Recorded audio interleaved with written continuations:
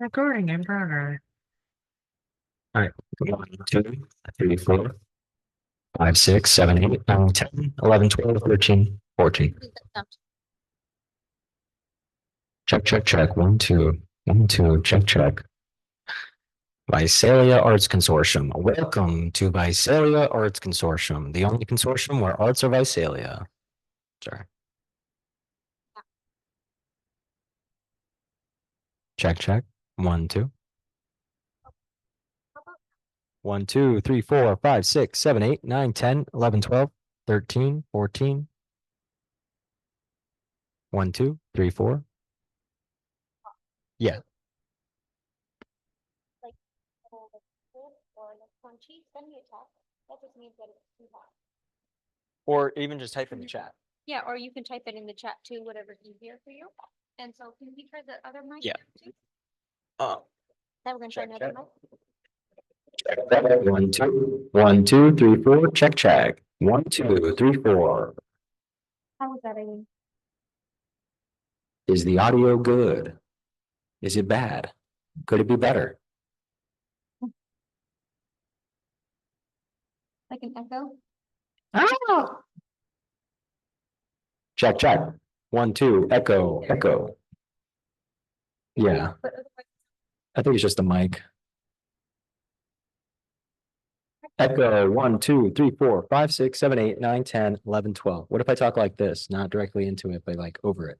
1, 2, 3, 4, 5, 6, less of an echo. sounds good. Okay, so now. If I talk like this, it's an echo. Echo, echo. 1, 2, 3, 4, as opposed to 1, 2, 3, 4, 5, 6. Let me hear what do you think, Aileen?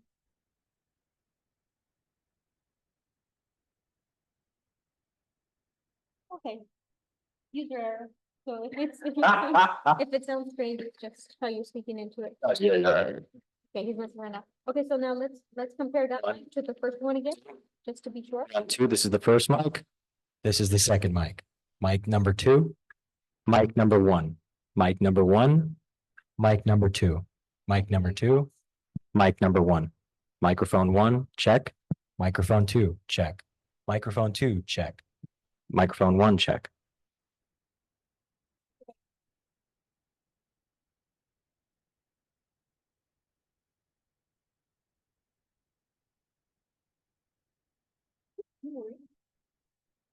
Like not possible. My cellular consortium has the best. Isn't that right, Billy? Yep. See?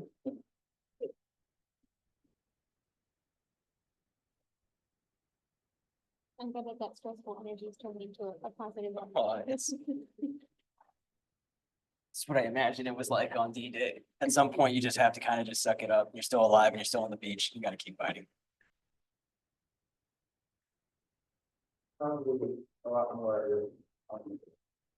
Yeah, but Tom Hanks is somewhere on that beach and he'll take care of it. Yeah, dude. Back when it was like you had to watch it on TV. All my white friends watched it. All my white friends. Yeah, that's how I found out about it. Check, check. Oh, Okay, let's compare the two mics again. testing microphone 1. This is testing microphone 1, testing microphone 1. Testing microphone 2, testing microphone 2. Testing microphone 2, testing microphone 2. Again for Microphone 2, microphone 2, microphone 2, microphone 2. Microphone 1, microphone 1, microphone 1, microphone 1. when he says it the second time, it cuts out a little bit. Is that what's happening?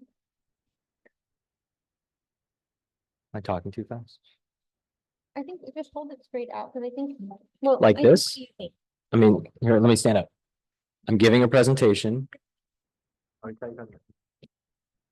I'm here, I'm listening to you.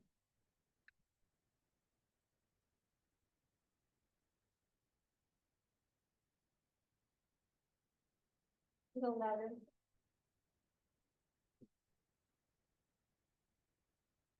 Okay, let's do it one more time just to be good. Microphone 1, microphone 1. Microphone 2, microphone 2.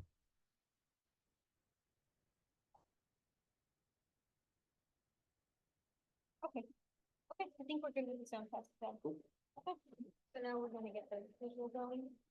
Oh, we're good. Okay. Oh, yeah, I took it enough. Oh, cool. Okay. Anything look off about the visual, Eileen? Looks good?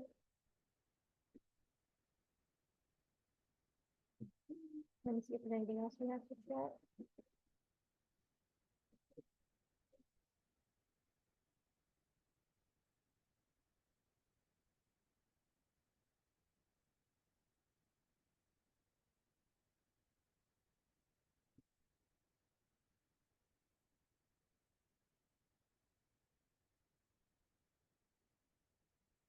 I have none.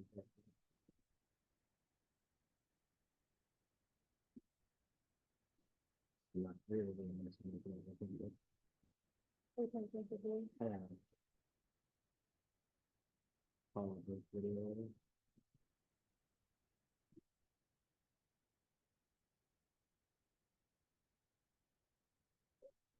I don't get one.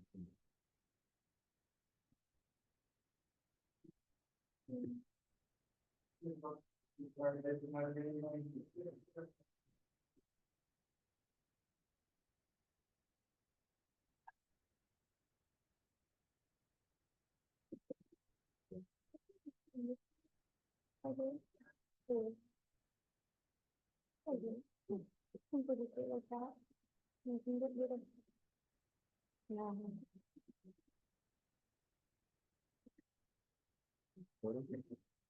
I think that's, yeah, just let us at the top.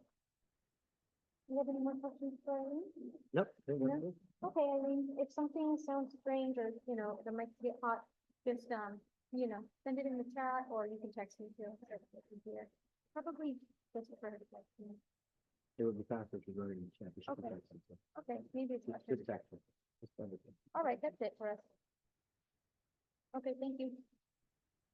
Bye-bye. Yes, please. Okay, okay, bye-bye.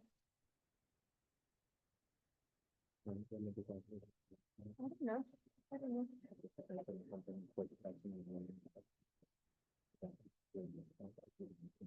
Yes, sir. Yes, I thought it was something.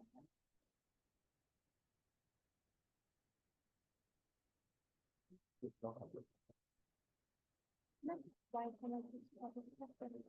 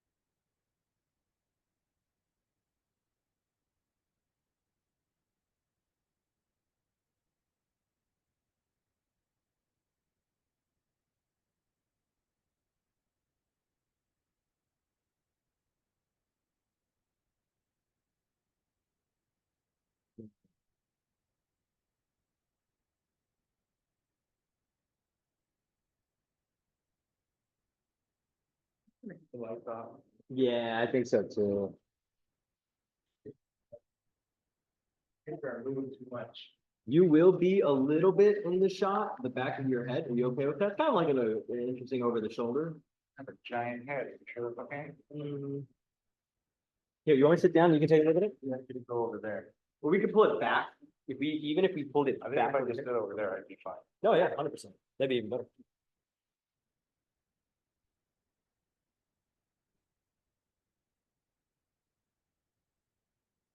Want any more money, man? Do any more disco? Yeah, every week I've been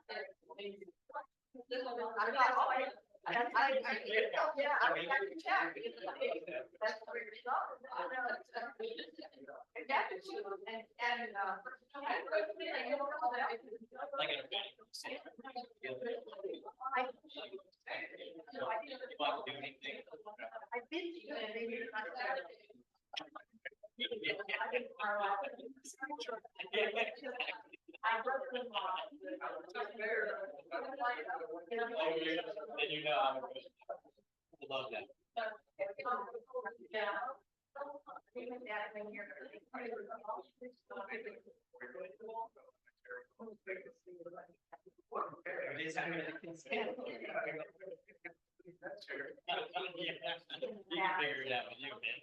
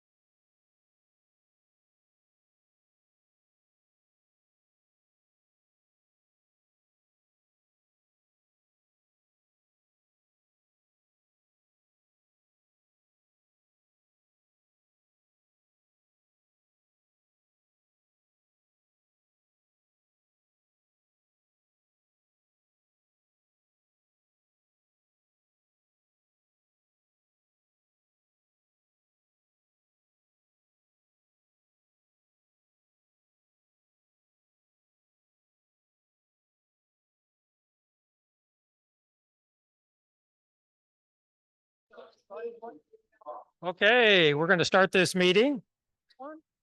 It is on. Can you hear me? You can't hear me.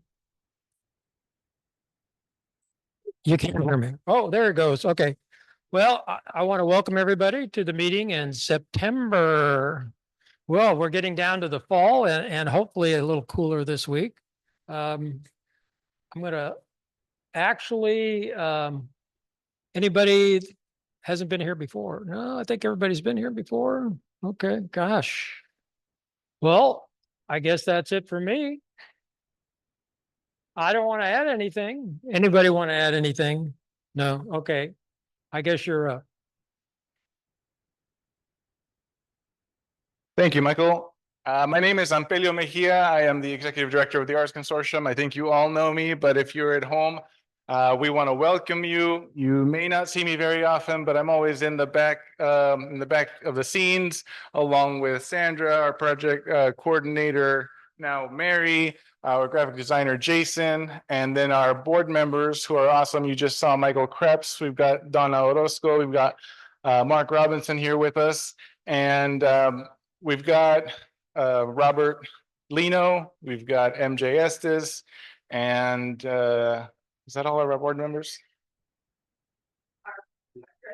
Oh, that's right. Terry Van Huss is our new treasurer. So we're really, really excited for that. My point is that we are a very small team, but we do as much as we can to have the arts be central and valued in our community. And we couldn't do it without support from people like yourselves. So thank you very much for being here and thank you for being at home. So right away, we're going to get into some information because we have an awesome presenter today. So I want to get through this as fast as we can, but that doesn't mean that you can't stop me and ask questions. If you're at home, you can type in questions in the chat. We've got Rodarte Media, who we thank very much for helping us set up the live feed and managing questions for us. So thank you very much. So we're going to go ahead and start off with item number 4, South Valley Art Tour overview. If you're not familiar with the South Valley Art Tour, it is a collection of artists who decide that they want to share their own work within their creative spaces. So that could be a garage, that could be a living room, that could be an actual art studio, which if you're fortunate enough to have, hopefully you're willing to maybe bring in another artist or two to have them show their work alongside you. And then on our end, we put together a map books, we put together an online map, and that's how we allow the general public to come in. Once again, like last year, we were able to make it so that the general public can participate for free.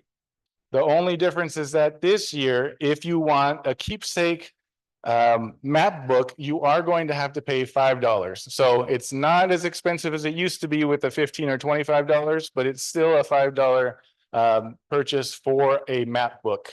Otherwise, you can just log on to our digital map and access all of the stops that way.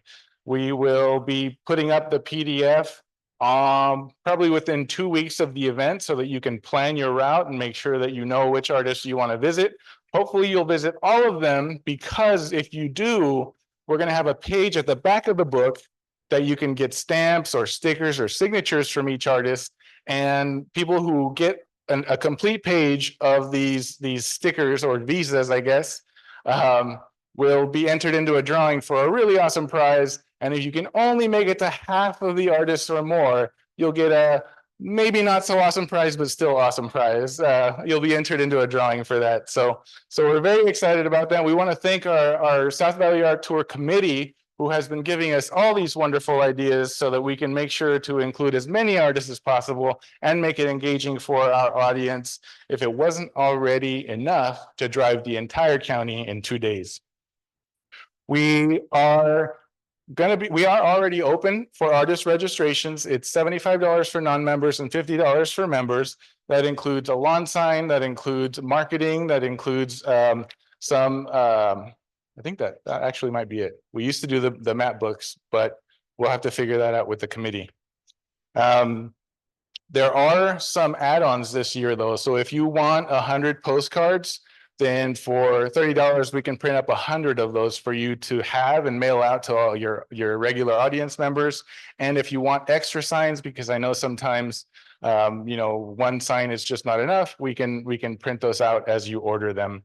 We are going to scale back a little bit on our social media marketing because we really just haven't seen so many results from that. We have a lot of people who click and say, I'm going, and then we just never see them. So we want to make sure that the people who are out and about on the South Valley Art Tour dates actually get a chance to see these signs and actually get a chance to stop. So we're looking at making the signs a little bit more informative about free art show, about go this way, about, maybe even the mediums that are going to be presented at these stops. So these are the things that our committee is helping us out with, and we are very, very thankful for that, because Sandra and I just can't do it all ourselves.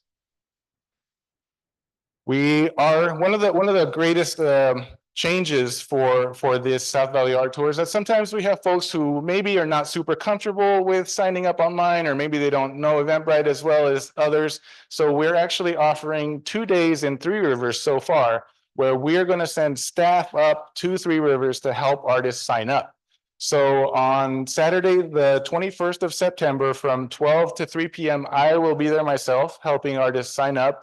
And then on Tuesday, the 29th of October, Jason, our graphic designer, will be at Cahuilla Arts helping artists sign up there in Three Rivers. If you're out in Springville, or if you're out in the south end of Tulare or Early Mart or Dinuba, if you want us to come out and help you, then we can do that. Just let us know, and we will come out and help you sign up. If you know somebody who might not be watching this broadcast, or if you know somebody here who has wanted to participate, but they just don't know technology very well, let us know, and we will make plans to go out to them to make sure that everybody has access to our registration. The marketing and donation opportunities are all ready to go. Sandra has been working really hard at making these a one-page thing for our Taste the Arts. It's a 4-page thing. Actually, it's 1 page front and back, so 2 pages.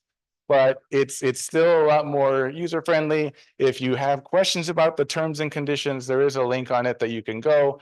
But you can donate straightforward to our event, or you can buy some marketing space to help us put on this event. And just like with Taste the Arts, if we have a surplus of raised funds, then we don't keep those. They stay in the program budget for next year. So we have to do a little less fundraising.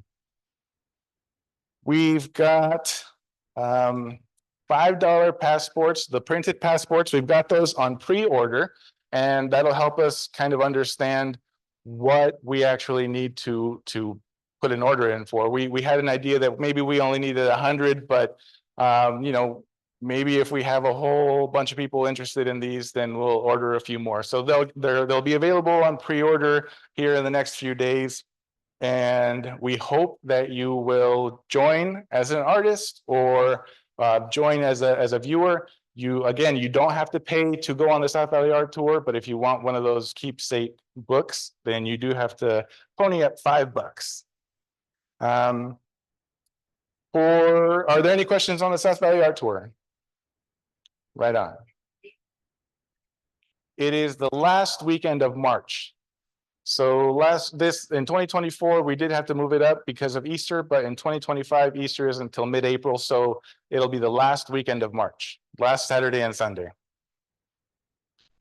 For Taste the Arts, we've set up our interactive activities. They're all ready to go. So in the 300 block, you've seen them before, and you'll see them better than ever, which is the Printworks Club from COS. There'll be block printing, there'll be screen printing, and there'll be steamroller printing all over again with about 10 volunteers. The block printing involves, dozens, maybe even 100 different designs that you can walk up to them, pick on the spot, and they'll print it for you so you can take it home for free.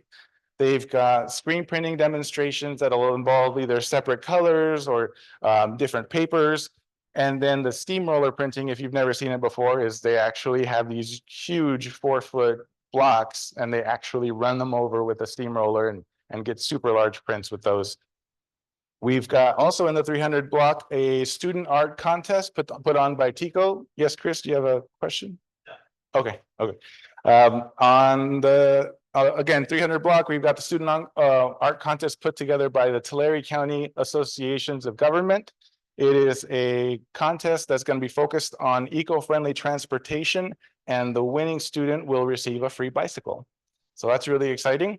That'll be free to participate.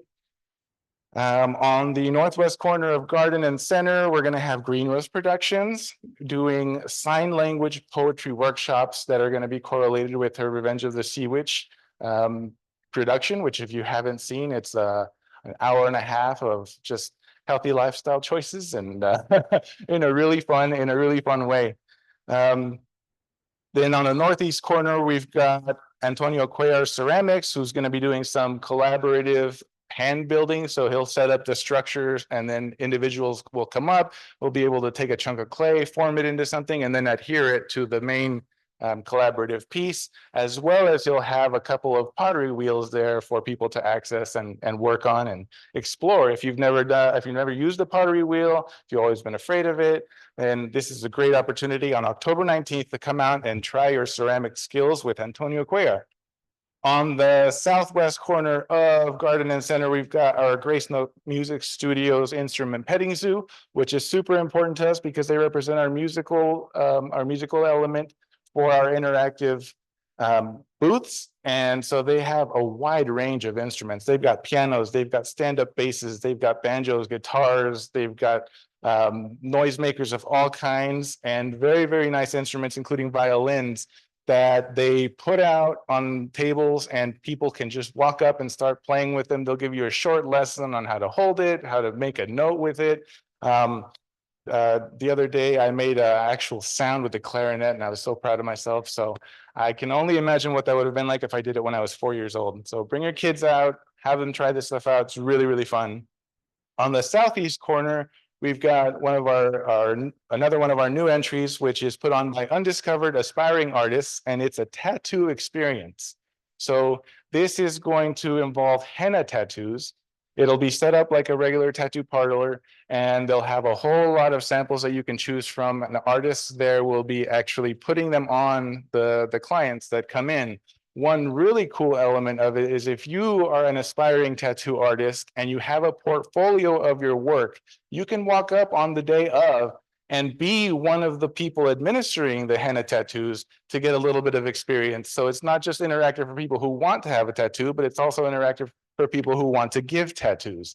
So that's super exciting. And we're really happy to have all of those activities set up and lined up for Taste the Arts. We're still working on our performers, so just a little more patience and we'll get those out.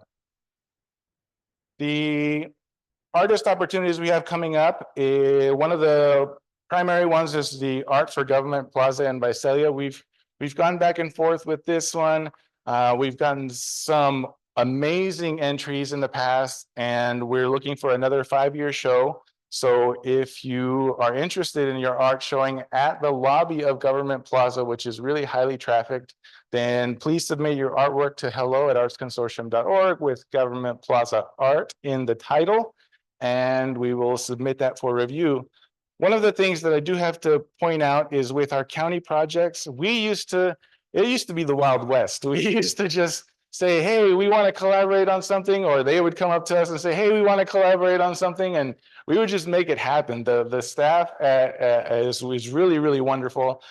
And as we kept progressing in our projects and they became bigger and bigger projects and bigger budgets, then people started realizing, hey, we can't just let these artists run wild. And so unfortunately for us, there is a bit more of review, which also slows down our process. So if you submitted artwork for any of the government related projects and you haven't heard back from us, it's just because we need to schedule at least one board of supervisor to actually sit in on these meetings. And if you know anything about their schedule, it's super wild and hard to pin down. And sometimes even when we have them ready to go, something comes up that's an emergency for them. And so we've had some delays on that. So don't get impatient with that. And when you submit your work, just know that it might be a while before we determine a winner. We are having an open mic for the My Voice Media Center here in October. It'll be our first open mic at our new location. We're gonna set it all up. We're gonna have karaoke. You'll be able to bring your guitar in, you'll be able to bring your violin in, whatever you want. You'll be able to sing, you'll be able to dance. And on top of that, we're looking for 2 artists to show their work and sell it on that evening. So it'll be a really fun time. We'll have some delicious treats and we'll have performances all night, along with a couple of artists who want to share their work. Any questions on anything I've said? I'm just spitting facts at you. Yes. The open mic is going to be the first Friday of October. The first Friday of October. And let's see, the call for artists for that open mic actually goes live tonight. So because you're here and because you are watching at home, you've heard it first. We are opening that up tonight after this membership meeting. So you can jump on immediately and be one of our 2 artists for October. We are not charging any registration fee, but we do ask that you are an Arts Consortium member. So that's it. We also want to talk about Poetry Out Loud. Poetry Out Loud is actually a national contest of poetry recitation, and we just happen to manage the branch for Tulare County. Our winners go from high school, so each high school holds a competition, and then all the winners, all the champions from the high schools in Tulare County meet here in February on First Friday and compete to be our designated representative for the state championships. And then if they go on from there, they'll go on to the national branch. But we are looking to recruit students, high school students, junior high students for these 3 different opportunities. We've got the Poetry Out Loud Junior, which is for the junior high students. We've got Poetry Out Loud, which is our usual poetry recitation contest where our participants get to choose from an anthology of poems. They get to recite them and they get judged on their presence. They get judged on their diction, on their actual enunciation, and their apparent understanding of the poem. So they have to actually understand what the poem's about to really make it to the higher levels. And so we are recruiting these young people because last year we actually added a new element, which is called Poet's Own Voice, which allows high school students to write their own poetry and then recite it for a chance to be Tulare County's Poet Laureate. We did pick a senior last year, but I mean, I'm sure you all know after you graduate high school, you're just kind of out in the wind. And so it's tough to really schedule any extra activities for these folks. So this year, we're actually going to pick a junior. And we're hoping that during their senior year, we'll be able to actually schedule things for them to go out and promote to the younger ages, the younger classrooms, and take part in our events like Taste the Arts and show off all their skills. All right. Wow. I think I just broke a record for words in 10 minutes? Any questions on what I've said so far? No? All right. This feels good. I'm actually energized. This is my energized tone, if you guys didn't know. Usually you know when I'm not energized, but today I'm energized. I had a week off last week, and it's really wonderful. I have to say again that I am so thankful for the confidence of the Board of the Arts Consortium that has in me, and for the team that we've been able to put together that actually allows me to take a week off. And so thank you all so much. Without further ado, I would like to introduce our presenter for the evening, speaking about Green Rose Productions, who also happens to be our Artist of the Year for the years 2025 or 2024, 2025, Rosalinda Verde. Gracias. The gallery looks gorgeous. This is awesome. Thanks to Ampelio and the Arts Consortium for having me today. I have a presentation about Dia de los Muertos that I wanted to present to the Arts Consortium and all other artists organizations here today. So I think that right now we live in a crazy world. It feels very intense. We have elections coming up. We have all this noise happening in the background in our lives at times. And I feel it. I feel that as an artist especially. I think we're really intuitive people, so we can pick up on people's emotions, and it just feels a little extra lately. Next slide, please. So my solution is to keep calm and to honor the ancestors. I think that is a great way to smooth out life and to give you a focal point, and honoring the ancestors is coming up. In the Hispanic tradition, it is usually November 1st and November 2nd that you set out ofrendas, altars, and you set up pictures and food for your ancestors. And it's a great way to connect with the people that you've lost, which in the last 4 years, I think a lot of us have experienced that in great capacities. And this is a great way to heal. And I think artists are here to heal. Next slide, please. I recently became the executive director of the Hispanic Chamber of Commerce, and the Hispanic Chamber of Commerce has held Day of the Dead, Dia de los Muertos celebrations traditionally outside in downtown Visalia. So that we are having a Dia de los Muertos festival on Friday, November 1st. Friday, November 1st from 5 to 10 p.m. in downtown Visalia on Church Street. Oh, go back, sorry.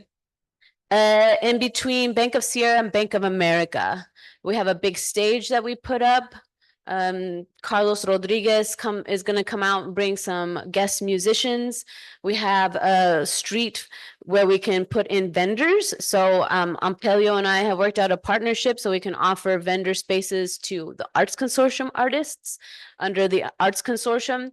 Dia de los Muertos is so fantastical. There's so much color. If you guys seen Coco from Disney, it's really popularized the holiday here in the States. And the Book of Life is also a good one to reference. So it's a really fun holiday, and people love shopping for this holiday. And I just came back from a chamber conference for the Hispanic State Chamber.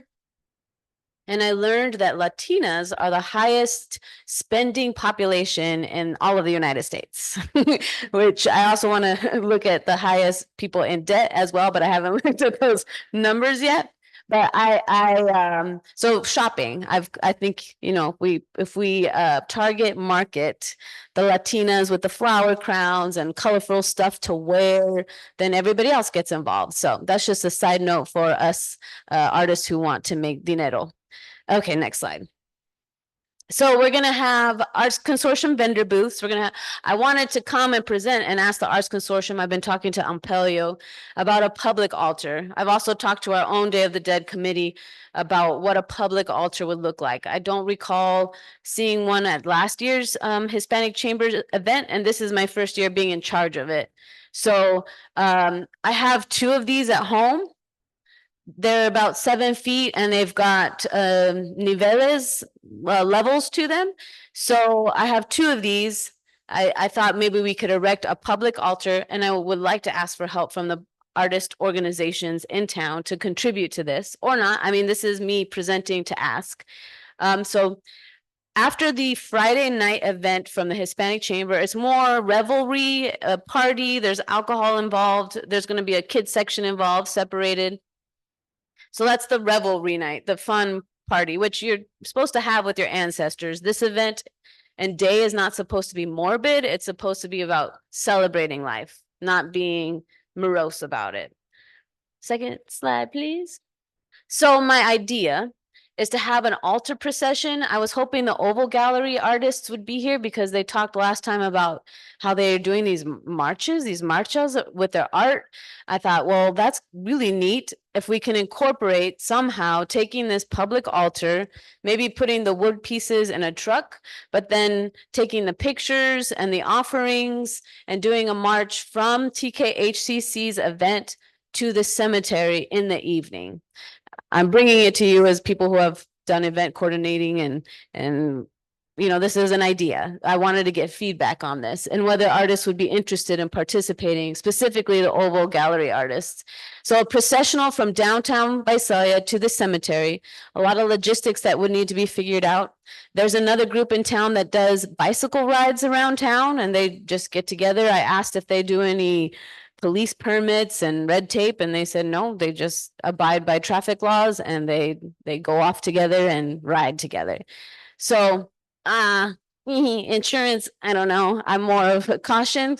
So I definitely have to cover the logistics of maybe some stop sign carriers, definitely things to be seen in the night, reflective items. But I'm hoping for a lot of lights. I was thinking of candles, but that's fire. So, glow sticks, the things that you shake and you wear, everything light up.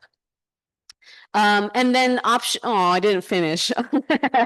Option 1 is leave the altar at Miller's Memorial. That's right next door to the cemetery.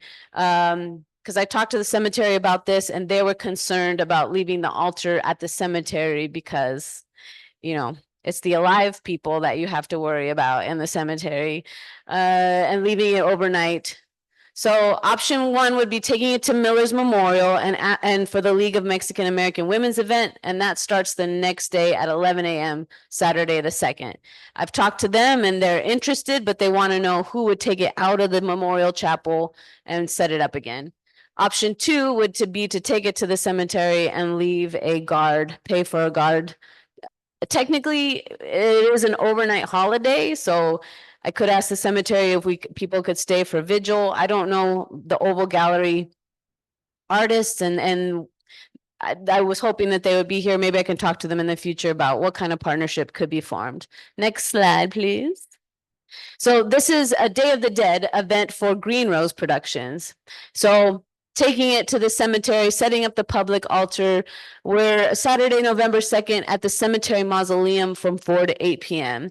We're going to have artist booths there, the ofrenda, food, Buddy Jones from Buddy Jones Drum Circle, Lisa, sound healer. We have a hypnotherapist coming to help do some positive affirmations. We do a whole ceremony for inviting the ancestors to step over into this world. So it's a big deal to do this ceremony and to offer bread and libations for the ancestors, and then we do entertainment and we close the circle.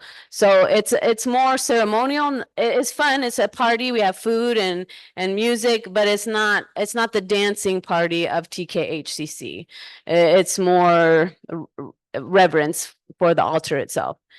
So I wanted to bring it to the Arts Consortium to see, maybe not this year, maybe it's too fast to do all of this, but if there's something in the future, this holiday is really picking up in popularity, and I've seen some really interesting synchronicities. I'm not sure how any of you feel about the afterlife. I believe that you don't die, your soul is eternal, and I think that our ancestors can send you messages from the other side.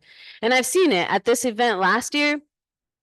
A lady brought a picture of her mom, and she asked her mom where she wanted to be placed on the altar.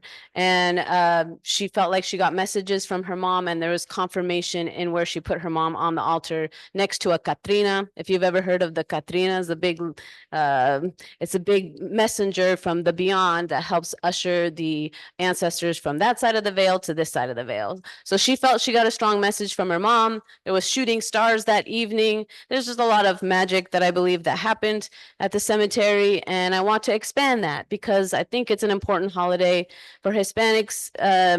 Like I said, there's no death. There's just the next phase, and I think it's an important healing holiday.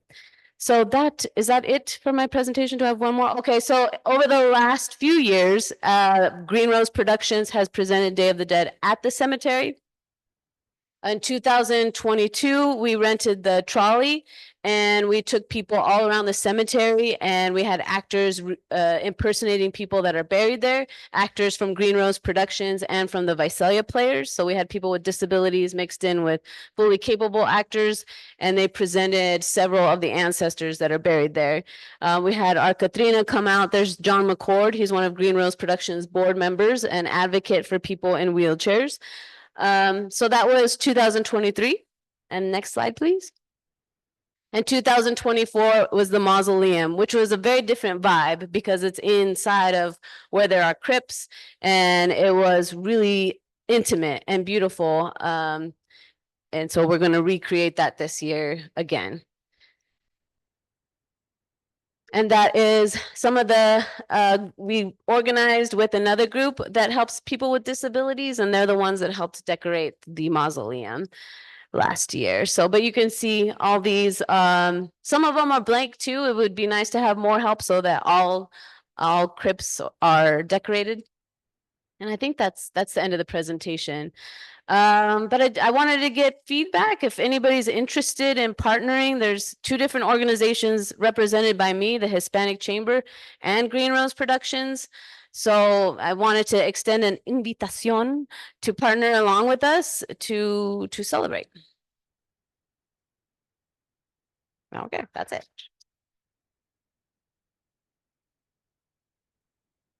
Questions, comments, concerns? Let me know if this is a crazy idea. What do you think? Tell me. Best way to get a hold of me is my cell number. If you guys want to write it down, 559-972-5798. Or at the chamber, Rosalinda at mytkhcc.org or greenroseproductions.usa@gmail.com. All great ways. Or you can talk to Ampelio. He knows how to get a hold of me. Yes, that's a great question. Anybody else?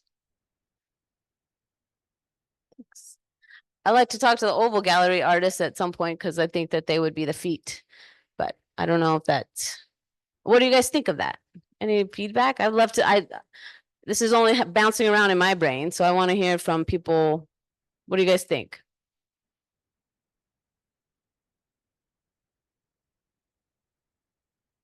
I picture like the wood pieces getting put in a truck and maybe like the lead car, like how you do in marathons. And then people are walking on the sidewalk. Or maybe the truck takes off and delivers the wood on its own, but people are walking on the sidewalk with the pictures and what did we say?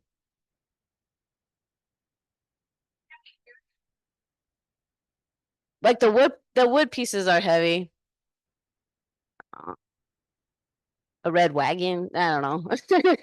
A wheelbarrow.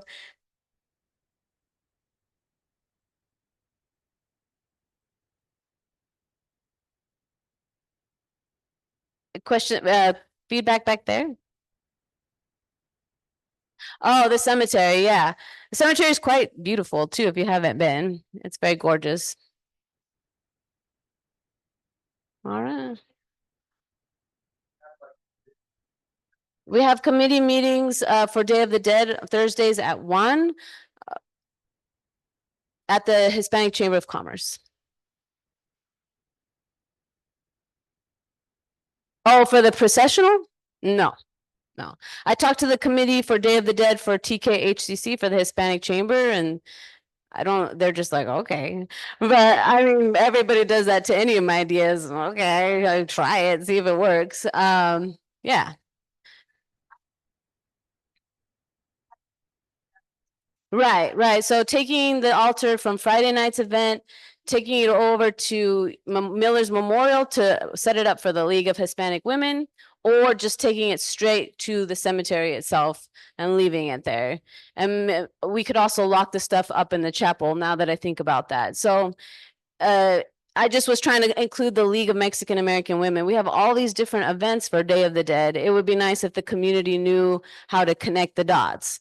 The Hispanic Chamber does Friday night party, Saturday day is kids, more of hands-on arts and crafts with the league, and then you can move over to the evening at the mausoleum. To me, that connects really well, but I'm trying to connect the organizations with the public altar.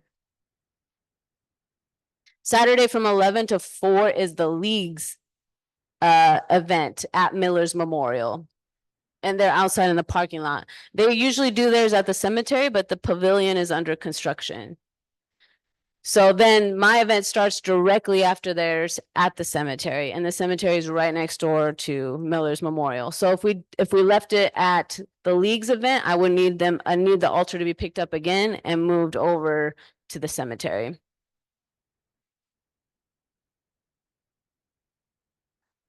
We could put it in the chapel, and that way I don't have to move it twice.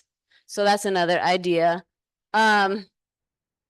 But people, there's lots of people that bring pictures of their ancestors, and I have so many pictures left over, and I keep them in a box because people leave them behind. So now the altar is getting bigger, and I don't know who these people are, but you know, they're honored every year. We usually have people write names of their loved ones on candles, and we set them on the altar, and then we let them burn. Yeah.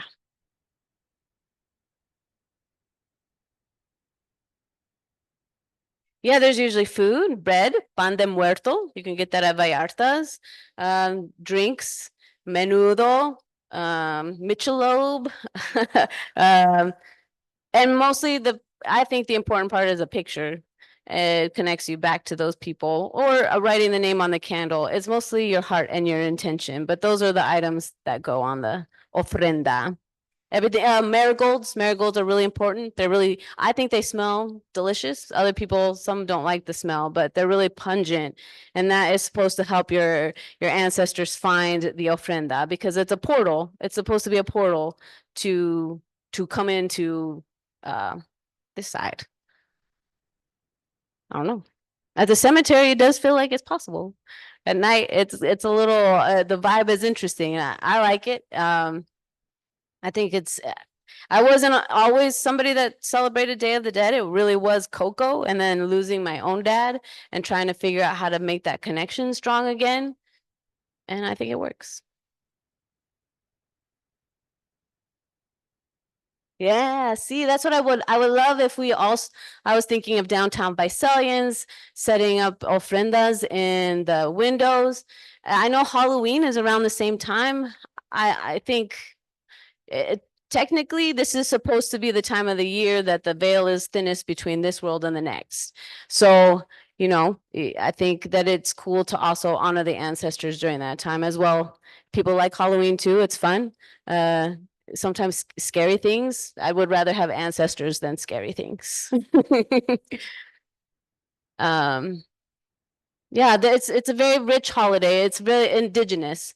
And in Mexico, it's very blended between Catholic and indigenous. It's like in America, I think it's a little different because when people came over, it wasn't such a mixture as it is in Mexico. There's such a blend between two cultures. It's interesting to see how those cultures come together. And I think Day of the Dead is Catholic and indigenous kind of mixed up into one. Yeah, and it's mixed together. Yeah. Yeah, exactly. Celebration of the saints, and it's got a lot to it. And Mexico is a very interesting place to visit because you can see this. It's almost like a push and pull because you are both the Spanish and the indigenous, so you can't dislike either one because you are both. Does that make sense? Am I making sense? It's the Malinche, or the Cortez came and he got with Malinche and had the first indigenous Mexican child of both cultures. So to some Mexicans, she is the mother, and some she is a traitor. So it's very interesting how that kind of goes together. That's a lot for you out there. This is not public stuff to be talked about. It's kind of you know.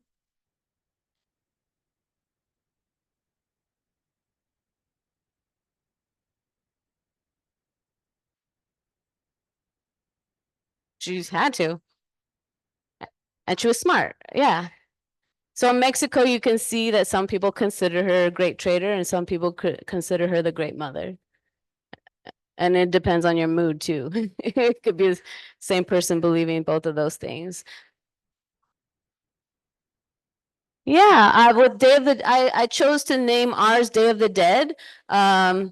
Dia de los Muertos is sometimes hard for people to say, but I think it's important to know both languages. But I have a friend, she's not Hispanic. It was her first time doing anything like this, an ofrenda, an altar, and she lost her brother, and she let me know afterwards that she'll be doing this every year. It was something that really awoke something in her to remember her brother by, and it became now something that she's incorporating into her daily life, or yearly life. So it's a blend of cultures. Buddy Jones, he's gonna do African tribal rhythms for that evening. We have a sound healers doing crystal bowls. I'd like the gallery artists from COS to come out. They were there last year. Crystal Barn will be there. It's a mix of cultures. It's not just Hispanic anymore.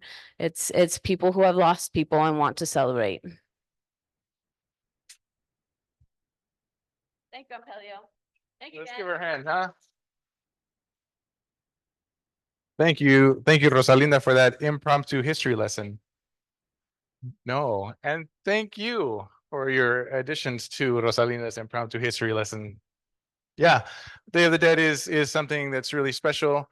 As a Mexican person, I actually didn't quite celebrate it very much, but when I started working with Ola Raza, they are very, very deep into it. And in Porterville, they put on a huge event.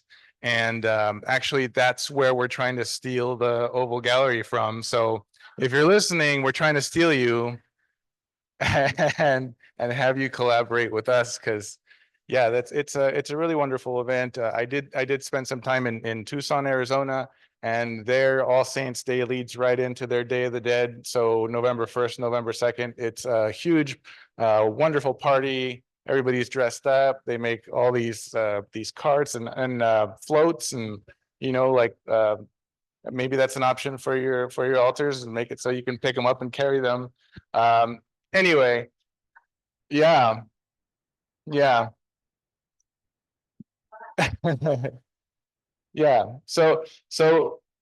And then the really cool thing is sort of like what you're saying, is that everybody can sort of express whatever they feel like, and the importance is, again, taking away that morose, taking away that morbid sense from death to a real celebration of a person's life. One of my favorite offerings to put on the altars is something that really connected to the person in their life. So my grandfather was an architect and a stone carver. So every once in a while, I'll put like a little chisel or a hammer or something like that just connects them. He also loved his tequila, so you got to give him a little shot here and there. Yeah, no, this is wonderful. I love it, and I love that you're really trying to connect all three events into one. I think that has huge potential. I applaud you for that. And that this is only one aspect of what Rosalinda does. I've gone on and on about her and why she's our artist of the year. But if you have any, I can't believe you gave your cell phone out in public. That's incredible. You're gonna get some random text, I'm sure. But if you can get a hold of Rosalinda and you can collaborate with her, you'll find yourself doing some cool things that you never thought you could do. So thank you very much, Rosalinda. And does anybody have announcements?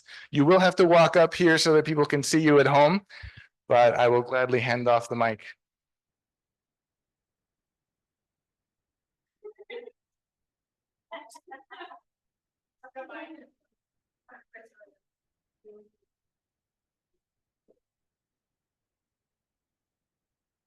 So coming up to the plate, we have Judith Bixby Bowling from Tulare King's Writers. Yes. Thank you. Tulare King's Writers has a lot of exciting stuff going on. Starting this Saturday, my husband and I are going to be at Barnes and Noble's doing book readings. My husband will be reading from the Tulare King's Writers anthology, Tales from the Strip Mall. And it's an anthology about stores in a strip mall. And each story is about an individual store. And some of them are rather bizarre, and some of them are just very poignant, and some of them are just plain weird. So then I will be reading from the first book in my Alone trilogy called Priscilla Alone. It's about a young woman whose father arranges for her to marry a man who turns out to be not a very nice person. And her trials and tribulations of getting away from this man and all of his henchmen who are trying to get her to go back to his cattle ranch in Texas. And so I will be reading from that book. Then October, oh my gosh, we're going to be busy almost the entire month of October. So that by the time we get to Day of the Dead, we're going to be exhausted. So October 1st, 4th, of course, is First Friday, and we will be set up, the bookstore will be set up on my artist loft at just down the street here. You can't miss us because I have pictures of my book covers on my windows, and we have a variety of books. We have some new books that are out this month.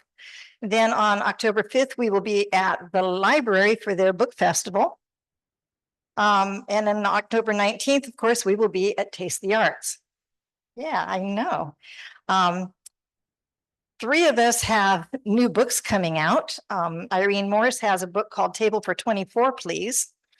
She and her husband married late in life, and so they knew they weren't going to get a lot of milestone anniversaries. So when their 25th anniversary rolled around, they decided to take all the stocks and bonds and savings that they had been putting aside for their children to inherit.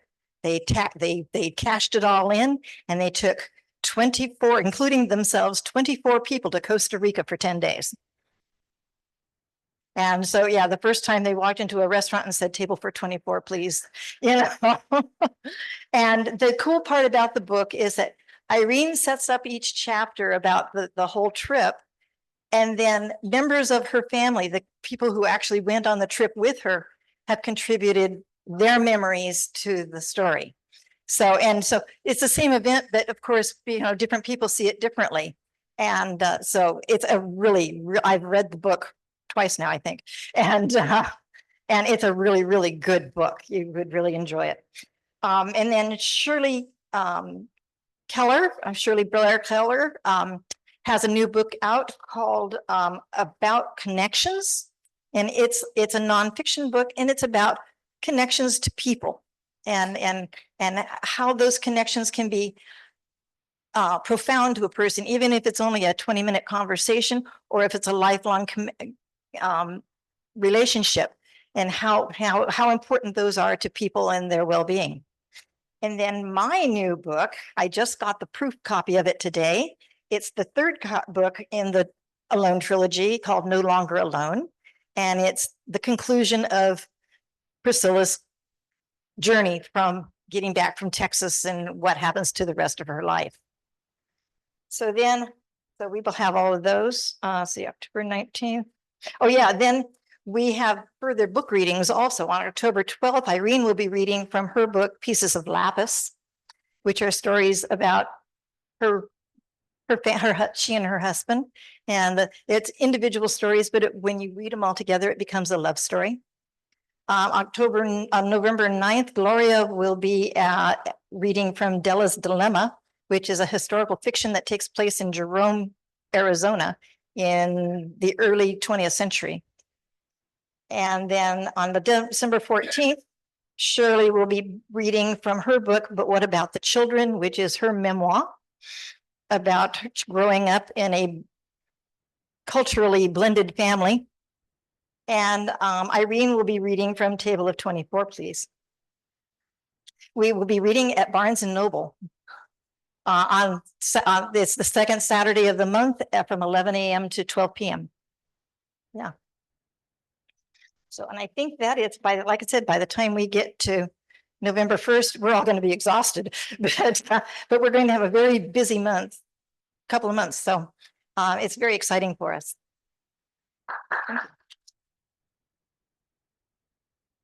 Other announcements? Yes, Tracy, come on up. From Arts Visalia, we have Tracy Polconico. Hi, everyone. I'm Tracy Polconico. I'm the executive director over at Arts Visalia. We have a lot going on also. It's going towards the fall, so all the arts organizations, we're just like high gearing it all the way to the new year. So our current exhibit, we have 2 exhibits up that I highly suggest everyone come and check out. The first one is Faces by Gerardo Vasquez.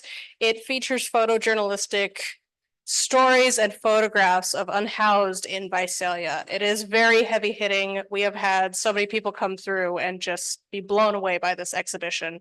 So I highly suggest checking that out. It's in the main gallery. You can't miss it. As soon as you walk in, it literally hits you right in the face. It's aptly named. The second exhibition that we have is Pack Your Bags by Miguel Pujol. He has only been painting for 3 years and has managed to put together this beautiful group of paintings from his trips abroad in Europe, Africa, and even some local spots, so like the Sierra Nevadas. And it's great to see someone so dedicated to their practice that it only took them 3 years to put an entire exhibition together. So please stop by the gallery Wednesday through Saturday, noon to 5:30 is when we're open.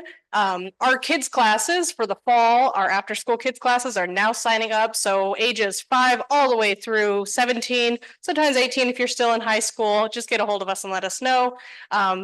Are ready to sign up. The full schedule and sign up sheets are on the little public table over here. If not, you can find it on artsbycelia.org.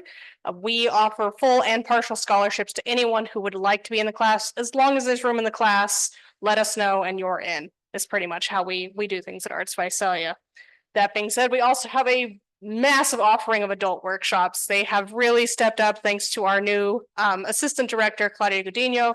She has brought us these plethora of artists who want to teach what they know to the public. And so if you guys are interested in a weekend workshop and after an evening workshop on second and fourth Wednesdays, go ahead, check that out. That schedule's over there too. That being said, tomorrow night, figure drawing, and we also have a multimedia workshop happening all at the same time. artsbycelia.org is where you can find more information. Thank you. Oh God, okay, so artist hat Tracy, yes, so I've got 2 workshops coming up personally. One of them is already sold out. I'm doing a fundamentals of drawing workshop, but I am doing a follow-up workshop the Sunday before Halloween, October 27th. I'm going to have a bunch of skeletal remains of different animals that are going to be set up in a still life, and we're gonna have this fun, like spooky kind of artist hangout, essentially, where you guys can bring your own materials. We will have some materials provided, and we're just going to enjoy the vibe of right before Halloween and what that can bring. So I see lots of excited faces. Thank you. Okay, that's all I got. Yes, okay, yeah, I know. I was like, let me talk about that too. So in November, we are also doing a Dia de los Muertos exhibition. We are going to have 4 very large altars in the main gallery and then a collection of smaller altars in the feature gallery. On the weekends between November 1st and 15th, on the Saturdays, we will be offering mariachi bands. There will be kids classes. There's going to be talks discussing the history of the holiday, and it's going to be fantastic. Sugar skulls too. We're going to be making sugar skulls. I think that's going to be one of the kids' crafts. And so as long as there's supplies, you guys are more than welcome to come on by and we'll be in touch. We'll be chatting about marketing stuff. So, okay.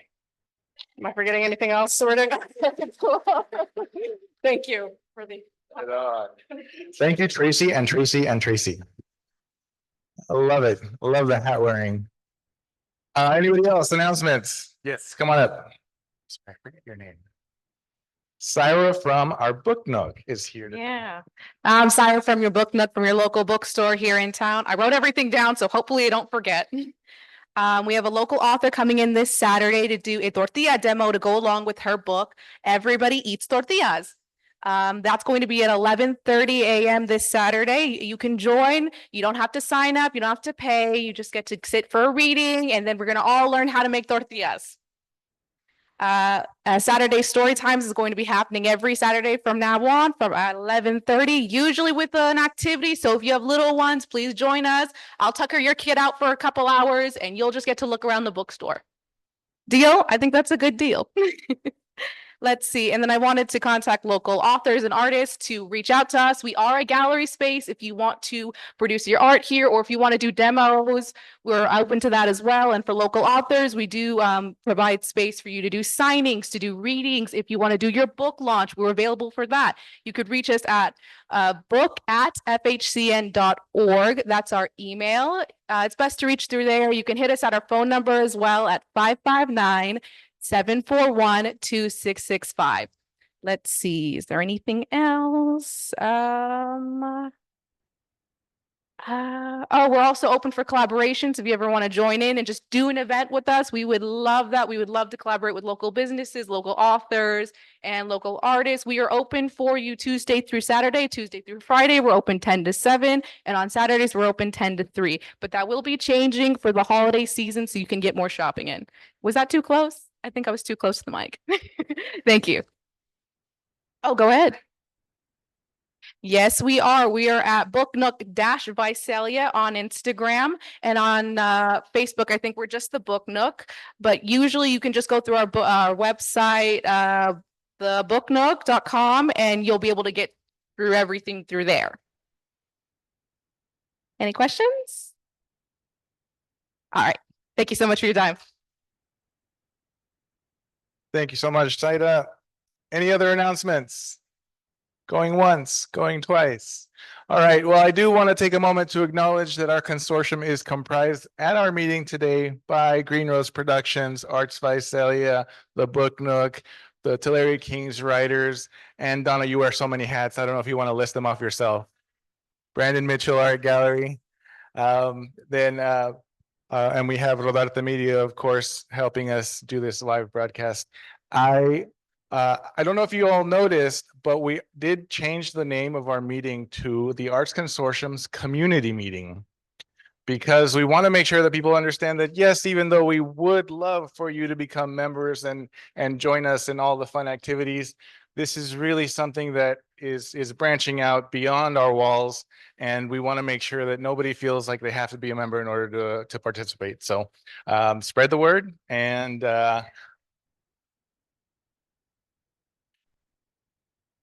we were going to be uploading it to YouTube. So we'll have it on YouTube, and we'll link it to anything else that we can. So like our social media, we'll have links to it. And so should be out by tomorrow evening.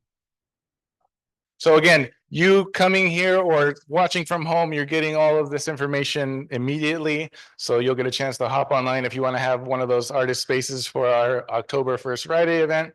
And then everybody else just gets whatever's left over. So thank you for being here, and thank you for watching us at home. I have Michael Krebs up next. And I don't say too much except, well, thanks for everybody for coming. There's a lot of information tonight. I think it's pretty exciting to see what's going on in this area.